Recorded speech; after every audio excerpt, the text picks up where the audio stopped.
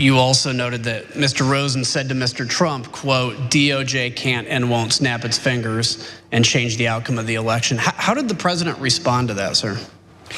He responded very quickly and said, essentially, that's not what I'm asking you to do. What I'm just asking you to do is just say it was corrupt and leave the rest to me and the Republican congressman. The person you just heard from was the former acting deputy attorney general, Rich Donahue.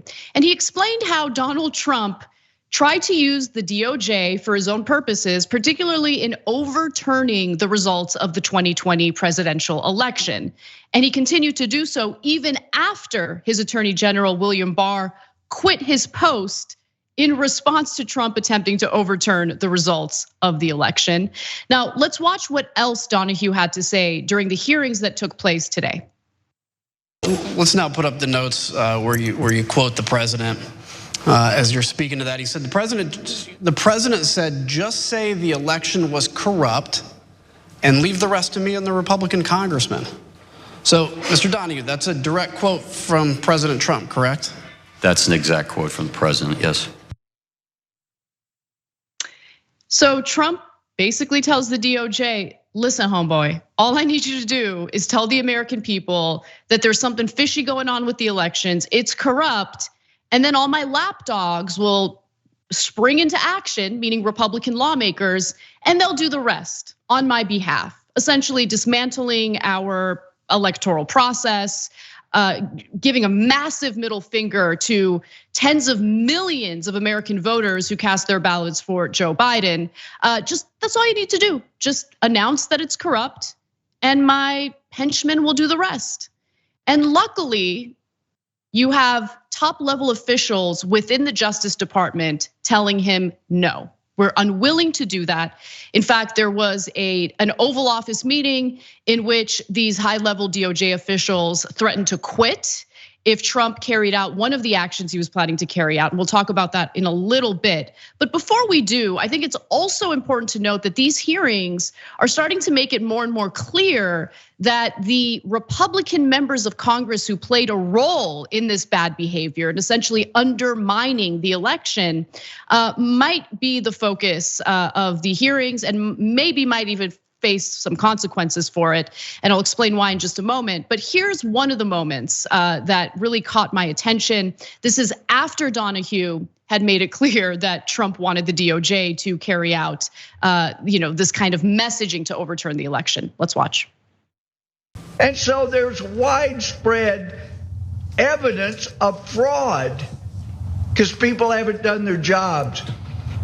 Durham and Barr will deserve a big notation in history when it's written of the rise and fall of the United States if they don't clean up this mess, clean up the fraud, do your jobs, and save this little experiment in self-government. Again, I join my colleagues in calling on Attorney General Barr to immediately let us know what he's doing. We're already working on challenging the certified electors. And then what about the courts? How pathetic are the courts? January 6th, I'm joining with the fighters in the Congress, and we are going to object to electors from states that didn't run clean elections. Democracy is left undefended if we accept the result of a stolen election without fighting with every bit of vigor we can muster. The ultimate date of significance is January 6th. This is how the process works. The ultimate arbiter here, the ultimate check and balance is the United States Congress. And when something is done in an unconstitutional fashion, which happened in several of these states, we have a duty to step forward and have this debate and have this vote on the 6th of January. So when Trump communicated to top level officials in the DOJ that all they needed to do was announce that there was corruption in the election and that the Republican congressman will do the rest. What you just watched is exactly what Trump was referring to. And to add a little more weight to that argument, it should be noted that several of those Republican lawmakers later asked for pardons. And that was a part of this hearing as well. Those Republican congressmen include Scott Perry, Louis Gohmert, Andy Biggs, Mo Brooks, and Matt Gaetz. Notably, Paul Gosar was not listed there, and neither was Jim Jordan. But why would you ask for pardons unless you engaged in something that can get you into a lot of legal trouble? Jessica, I want to bring you in because I have found these hearings to be persuasive. I kind of went in pretending to be someone who didn't buy what the hearings were supposed to sell us, and I've been kind of surprised at how well they've been carried out. What are your thoughts? Honestly, yeah, just being able to see the inside of what was going on throughout the days of the insurrection, I think has been huge, because for so long we've had people say, we've got to complete an investigation before we come to any conclusions about what happened, or if we see, Donald Trump getting charged for a conspiracy around, an insurrection. And now we're at the point where they've actually done a pretty good job compiling this evidence and presenting it in a way so that it's understandable to the public, right? These aren't just documents that the committee is overlooking themselves. They've really done good work to make, diagrams of everyone who was sitting in that room with Donald Trump, so we can really imagine what happened. And I think it's super interesting that now people are saying, okay, they're not making recommendations to the DOJ about criminally charging Trump. And I think we would all like to see that happen. But let's keep in mind that right now there's a grand jury in Fulton County, Georgia, looking at the evidence that's there to see if Donald Trump should or should not be criminally charged. And that's happening at the same time as these hearings, which I'm pretty hopeful about. Well, I mean, you bring up a good point about what's taking place in Georgia. I've learned not to be hopeful about anyone in a position of power ever being held accountable in this country, but I also want to be proven wrong. So I hope you're right, I'm wrong.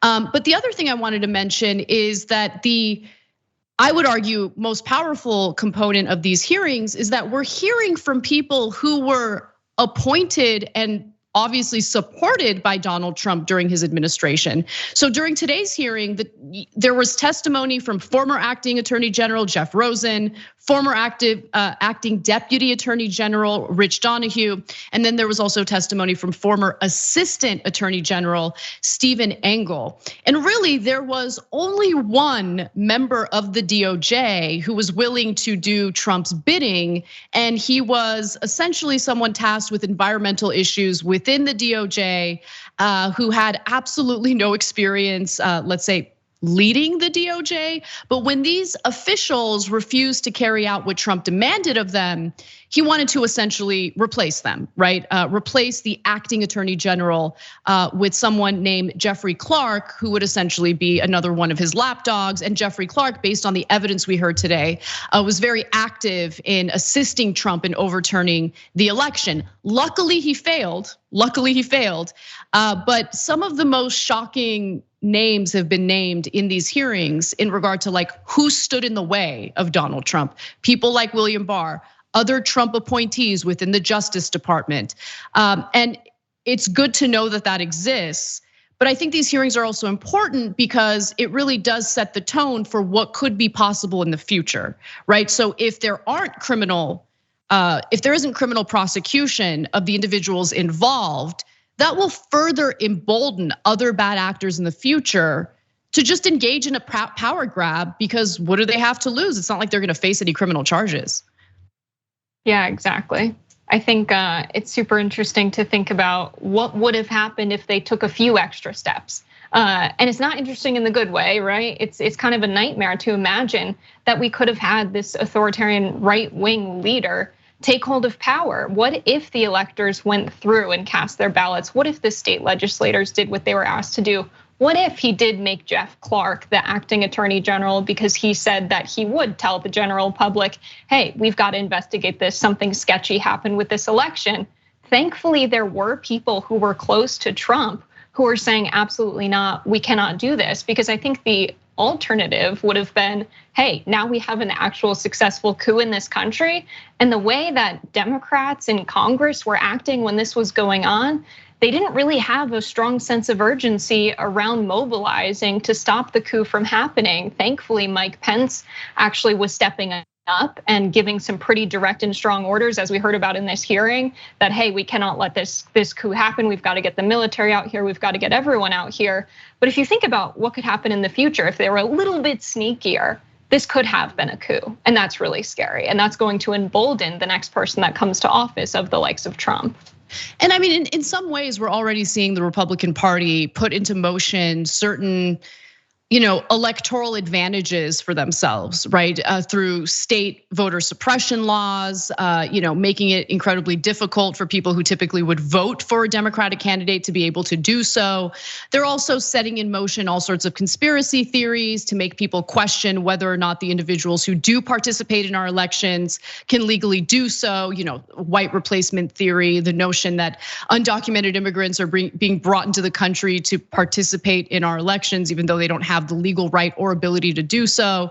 The list goes on and on. So while I think it's important to hold those who engaged in this behavior accountable, it's also important to look at what got us to this position, what got the country to this place in the first place, right? Because if we just think that it's about Donald Trump and nothing more, I think we'd be mistaken. There's a lot more to this than one administration full of bad actors. Yeah, that's absolutely right. I think if we think about the electorate and what's happening now is they're being fed a ton of propaganda so that they're ripe for, the next demagogue that comes along. But also we're having all of these folks appointed to positions of power who are judges who would probably rule in favor of someone like Trump if they came in office again. So they're really creating ripe conditions to do this again. Yeah, you make such a great point there. They've taken hold of the judicial system, which we're going to talk about later in the show. It's terrifying, and you need a strong opposition party that actually values democracy and values fighting to do the right thing to kind of counter that, to kind of hinder what we're seeing the Republican Party engage in as we speak. Thanks for watching the Young Turks. Really appreciate it. Another way to show support is through YouTube memberships. You'll get to interact with us more. There's live chat emojis, badges. You've got emojis of me, Anna, John, JR. So those are super fun. But you also get playback of our exclusive member-only shows and specials right after they air. So all of that, all you gotta do is click that join button right underneath the video. Thank you.